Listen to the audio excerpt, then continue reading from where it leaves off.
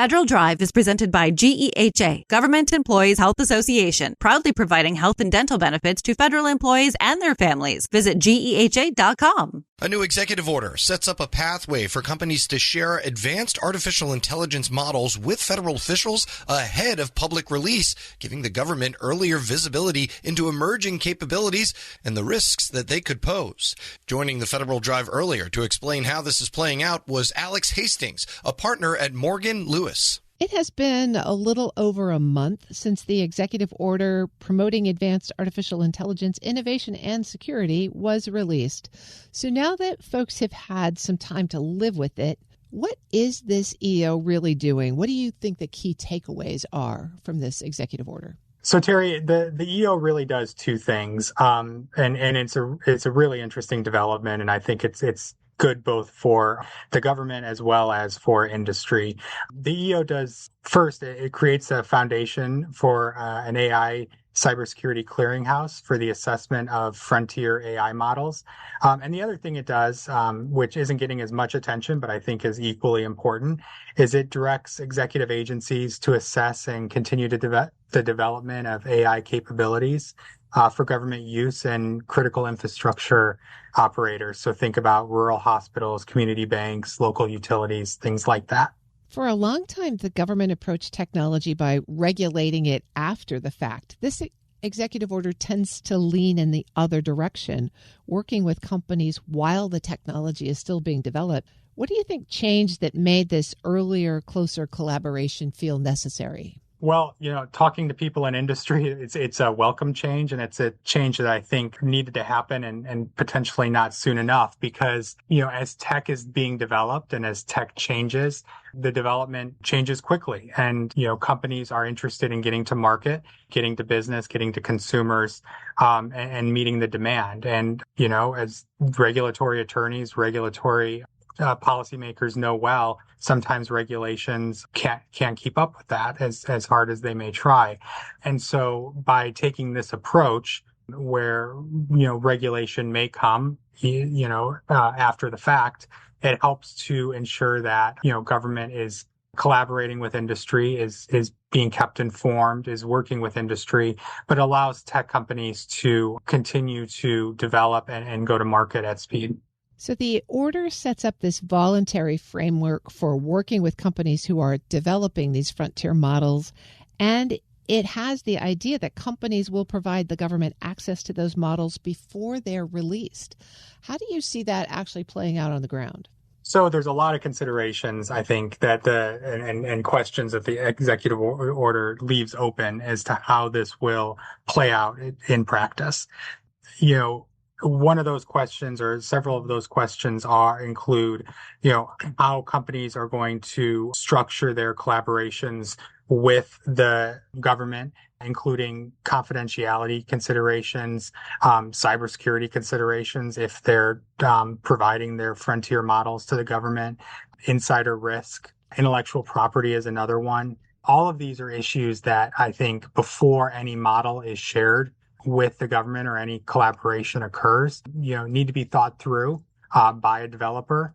They're solvable issues, to be clear, but they're issues that the executive order leaves open, and I think need to be carefully considered by a developer. But once those issues are considered and agreed to with the government, there's then an opportunity to collaborate as the government looks through and considers the frontier models. And I think that, on a going forward basis, it provides an opportunity for, the government to assess these in a voluntary way, to work with industry to identify certain cybersecurity or national security threats that could be presented by certain frontier models in a way that, again, allows industry to collaborate with the government outside of, traditional regulatory models.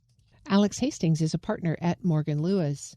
So, Mr. Hastings, one of the contention points as this EO was under development was how long the government would get access to these models in advance. There was a 90-day window that is now 30 days. And you also just mentioned a lot of concern that these AI models may present in terms of national security. As complex as they are, is that 30-day window enough to identify even jointly the risks, the security risks that may be inherent here?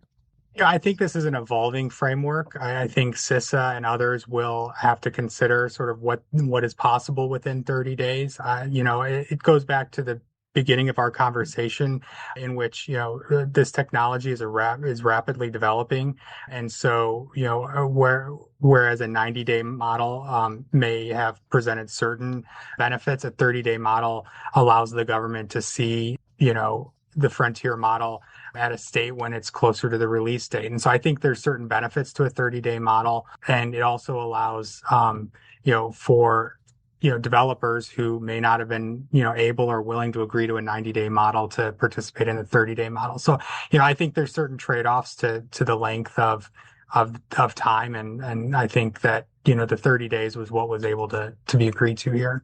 There are a variety of groups of stakeholders that have vested interest in how this plays out. Kind of walk us through how different groups are seeing this. You've mentioned developers a couple of times. You mentioned critical infrastructure operators, even the government agencies themselves. How are all of those different interests and insights going to be able to be kept in balance as this moves forward? I think that's important consideration because there's so many stakeholders in assessing in assessing the frontier models and considering sort of how they are going to be evaluated. I mean, as a threshold matter, considering the importance of sort of assessing these as they come to market. I mean, we've seen, already some of these AI models that are capable of red teaming at scales that, far exceed human capabilities. So there's no doubt that many of these stakeholders, whether they're developers or federal agencies or, the public, are aligned at least at some level on the importance of ensuring that there's a level of safeguarding national security in the release of these frontier models. And so the question then becomes how to evaluate them to protect that national security while also ensuring that we, safeguard the confidentiality and the intellectual property rights and the innovation of industry. And so this sort of framework that's been created, at least initially, seems to present a good baseline by which we can, explore how to do that in a voluntary way. The critical infrastructure providers here seem to be a really unique group. In many cases, they're decentralized, could be even small operators, maybe don't have the big cyber security internal operations that would help them take on both the risks and the benefits of these frontier models. How do you see them getting involved here? So the critical infrastructure operators are an important part of this executive order. And, to some extent, they've been lost in the discussion, and I think it's important to raise them because whether it's a rural hospital or a utility company or some other part of our critical infrastructure, they stand to benefit as well. And one of the ways that they can stand to benefit is the portion of this executive order that directs executive agencies to evaluate and assess where certain parts of AI related to cybersecurity can be opened up and made available to critical infrastructure providers, because that's a potential vulnerability or an area that could be better bolstered in our national security infrastructure.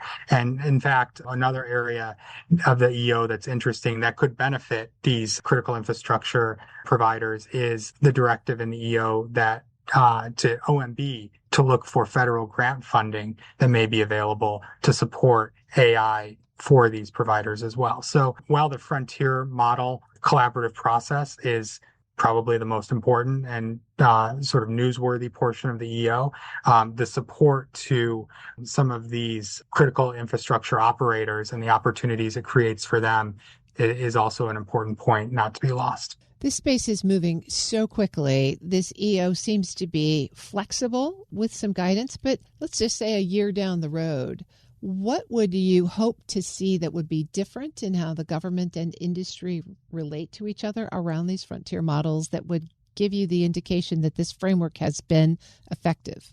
A year from now, it would be great to see clear implementing guidance particularly for industry and for the agencies in how this collaboration for these frontier models will work. The guidance would hopefully include how agencies would evaluate and how developers could provide access to their models. Hopefully the guidance would, and this is true for every EO, right? They're somewhat open-ended. They look to the agencies to implement. And so, this is not an exception, but hopefully the guidance would provide input on and directive on how developers' intellectual property would be protected, what criteria agencies would use to assess the potential national security risk of frontier models. Essentially things of that nature that could actually give some additional sort of structure to this collaborative model that the EO establishes. That would be the direction. If this were to move forward in a successful direction, that would be helpful. Alex Hastings is a partner at Morgan Lewis. We'll post this interview at federalnewsnetwork.com/Federal Drive. Hear the Federal Drive on demand. Subscribe wherever you get your podcast.